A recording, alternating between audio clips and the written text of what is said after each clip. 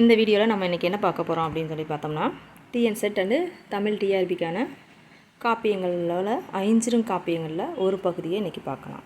முதல்ல ஐஞ்சிறும் காப்பியங்கள்லாம் என்னென்னு சொல்லி பார்த்தோம்னா நீலகேசி, சூளாமணி, யசோதரா காவியம், உதயனகுமார காவியம், நாககுமார காவியம் அப்படிங்கிற ஐஞ்சிறும் காப்பியங்கள் அப்படின்னு சொல்லலாம். அதில் முதல்ல நம்ம இன்றைக்கி என்ன பார்த்தோம்னா நீலகேசியை பார்க்க போகிறோம். நீலகேசியோட ஆசிரியர் பேர் தெரியவில்லை. காலம் கிபி 5 அல்லது 6ஆம் நூற்றாண்டுன்னு சொல்லப்படுது. பாடல்கள் மொத்தம் எண்ணிக்கை எத்தனைன்னு பார்த்தோம்னா 894, சருக்கங்கள் 10. பாவகை எந்த பாவகையால் அமைக்கப்பட்டுள்ளதுன்னு சொல்லி பார்த்தோம்னா விருத்தப்பா என்னும் பாவகையால் நீலகேசி இயற்றப்பட்டுள்ளது. சமயம் சமணம். இதோட பெயர் காரணம் என்னன்னு சொல்லி பார்த்தோம்னா நீலம் அப்படின்னா கருமை, கேசம் அப்படின்னா கூந்தல், கேசி அப்படின்னா கூந்தலை உடையவள். அப்போ நீலகேசினா கரிய கூந்தலை உடையவள் அப்படிங்கிற பொருள்படுதுன்னு சொல்லலாம். நீலகேசியின் வேறு பெயர்கள் என்னென்னு சொல்லி பார்த்தோம்னா நீலகேசி திரட்டு, நீலகேசி திரட்டு. இதுக்கு உரை யார் எழுதியிருக்கான்னு சொல்லி பார்க்கும்போதுல சமய திவாகர வாமன முனிவரின் பழைய உரை இந்த நூலுக்கு பெருமை சேர்க்குதுன்னு சொல்லலாம்.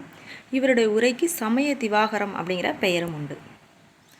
நீலகேசியோட உள்ளடக்கம் அப்படின்னு சொல்லி பார்க்கும்போதுல இதில் உள்ள கதை சுருக்கத்தை நம்ம பார்க்கும்போதுல பாஞ்சால நாட்டில் புண்டரவர்த்தனம் அப்படிங்கிற ஊருக்கு அருகே உள்ள இடுகாடு அப்படின்னா சுடுகாடு. அந்த இடுகாட்டில் காளிக்கு உயிர் பலி நடந்து வந்தது. முனிச்சந்திரர் எனும் சமண முனிவர் தன்னுடைய தவ வலிமையால் உயிர் பலியை தடுக்க எண்ணி அதை தடுத்து நிறுத்திட்டார். இதனால் காளி முனிவர் மீது கோபம் கொள்கிறார். அதனால் பழையனூர் நீலி அப்படிங்கிற ஒரு பேயை காமலேகை அப்படிங்கிற இளவரசியோட உருவத்தில் முனிச்சந்திரனை மயக்கிறதுக்கு காளி அனுப்புகிறார். தோற்று போன காமலேகை என்ன செய்கிறா, முனிவரிடமே மாணவியாக மாறி என்ன செய்கிறா, சமண சமய உண்மைகளை அறிந்து சமணவாதியாக மாறுகிறார்.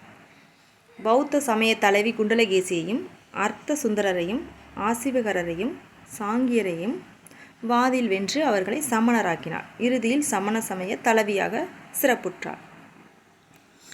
பாவல்யம் அப்படிங்கிற சுடுகாட்டின் காட்சியை ஆசிரியர் விவரிக்கிறார். அதோட அந்த சுடுகாடு எவ்வாறெல்லாம் காட்சியளிக்குது அப்படின்னு பார்க்கும்போதுல பாடையில் மாலைகள்லாம் தொங்குதான். பிணங்கள் அற்ற பாடைகளில் என்ன ஆகுதான், சுடுகாட்டில் எரிந்த பிணங்களோட மண்டை ஓடுகள், கரிந்த கொல்லிக்கட்டைகள், மிஞ்சிய எலும்பு துண்டுகள், கொடி போல கிழிந்து கிடக்கும் ஆடைகள், அவிந்த அதன் அகல் விளக்குகள், வளர்ந்து கிடக்கும் சுள்ளி செடிகள், இவை காட்சியில் நம்ம காண்பவர்களுக்கெல்லாம் எப்படி இருக்கான், கதிகலங்க செய்யலாம், அந்த வகையில் காட்சி அளிக்குது அப்படின்னு சொல்லியிருக்காங்க. நீலகேசியோட மரபு குறிப்பெல்லாம் என்னன்னு சொல்லி பார்க்கும்போதுல கேசி அப்படிங்கிற பெயரில் முடியும் நூல்கள் அனைத்துமே சமயவாதம் கூறும் நூல்களாக தான் பெரும்பாலும் அமையப்பட்டுள்ளதுன்னு சொல்லலாம். எடுத்துக்காட்டு குண்டலகேசி, அஞ்சனகேசி, காலகேசி, நீலகேசி. சரியா? அதே மாதிரி யாப்பருங்கல விருத்தியுரை நீலகேசியை நீலம் அப்படிங்கிறது சுருக்கி அழைக்கப்படுகிறது. கேள்வியில் கூட கேட்கலாம், யாப்பருங்கல விருத்தியுரை நீலம் என குறிப்பிடப்படும்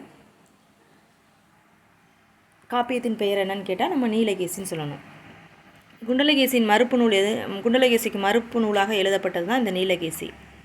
நீலகேசி பௌத்தர்களுடன் அதிகம் ஆதிடுவதாக கூறப்படுவதால் அக்காலகட்டத்தில் பௌத்தம் செலுத்திருக்க வேண்டும் என்பது புலனாகிறது இதன் வாயிலாக. அப்புறம் கிபி 7ஆம் நூற்றாண்டில் இந்தியாவிற்கு வந்த யுவான் சுவாங் பௌத்தம் செல்வாக்கு குன்றியிருந்த நிலையை குறிப்பிட்டுள்ளார். எனவே 7ஆம் நூற்றாண்டுக்கு முன்பு பௌத்தம் செழிப்பு நிலையில் இருந்திருக்க வேண்டும், அச்சூழலில் நீலகேசி தோன்றியிருக்க வேண்டும் அப்படிங்கிறது தேப்போமியோட கருத்து.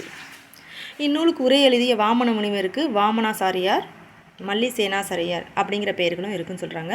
அதே மாதிரி அவர் என்ன எழுதியிருக்காருன்னா மேரு மந்திர புராணத்தை எழுதியிருக்காரு. இது மேரு மந்திர புராணத்தை எழுதியவர் அப்படின்னு டிஆர்பியில் ஒரு முறை கேள்வி கேட்கப்பட்டிருக்கு. வாமன முனிவர்.